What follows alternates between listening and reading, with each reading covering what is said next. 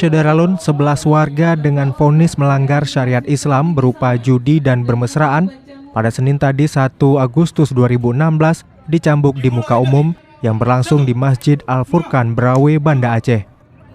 Siap. Dimulai dari 1, 2, 5, 6. Terpidana Karimudin bin Husin dihukum dengan hukuman cambuk sebanyak 13 kali cambuk di depan umum. Terhukum dengan vonis bermesraan terdiri dari 3 pasangan dengan hukuman cambuk bervariasi, mulai dari 2 hingga 20 kali cambukan. Bersiap-siap terpidana Aida Fitri binti Julfan. Tersengat matahari. Salah satu terhukum bahkan histeris dan nyaris pingsan. 5 terhukum cambuk lainnya adalah mereka dengan vonis judi dengan masing-masing 6 kali cambukan. 12. Cukup. Dengan berakhirnya pelaksanaan hukuman cambuk untuk perkara infilan.